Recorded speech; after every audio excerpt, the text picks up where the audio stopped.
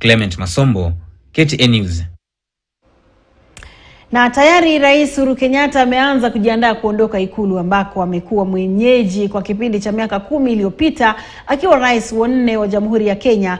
Tayari rais amewaandalia karamu wafanyakazi wa Ikulu ili kuwashukuru kwa kuaga. Wanaosimamia shughuli ya kumhamisha tayari wameanza kutoa mali zake binafsi kama matayarisho ya mwisho ya kutoka Ikulu kabla ya kumpisha mrithi wake chini ya wiki 2 zijazo. Mwandishi wetu wa masuala ya siasa Chris Thairo anaarifu. Katika muda wa wiki 2 hivi, Rais Uhuru Kenyatta atakuwa ameondoka Ikulu ambako amekuwa mwenyeji kwa muda wa miaka 10 iliyopita.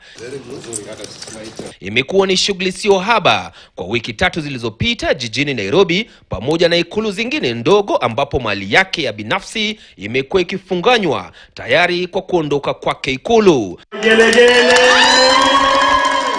Siku ya Jumapili, rais aliwaandalia karamu wafanyikazi wa Ikulu kwenye sherehe ya kuaga huku akiwashukuru kwa huduma zao.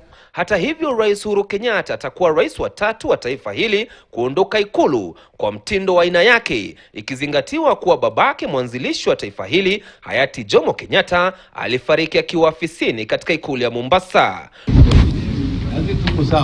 Rais wa pili hayati Daniel Arap Moi alimkabidhi vyombo vya madaraka kwa rais wa 3 hayati Mwai Kibaki aliyechaguliwa na kuapishwa akiwa kwenye kiti cha magurudumu na kuweka historia kama rais wa kwanza kuchaguliwa akiwa amekalia kiti cha magurudumu.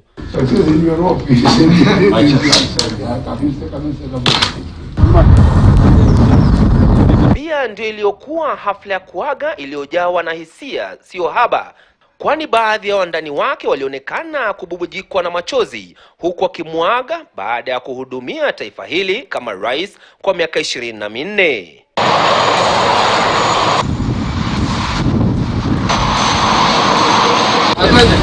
Miaka 10 baadaye ilishuhudiwa tena baada ya marehemu mstaafu Mwai Kibaki kumkabidhi madaraka rais wa sasa Uhuru Kenyatta.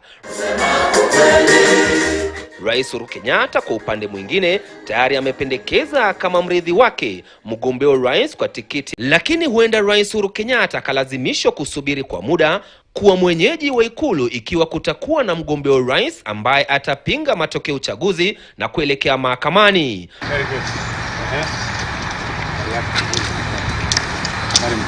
Kwa upande mwingine, naibu wa rais pia yuko kwenye pilka za kufunganya virago vyake kutoka kwenye makazi rasmi ya naibu wa rais yaliyomtaa wa Karen.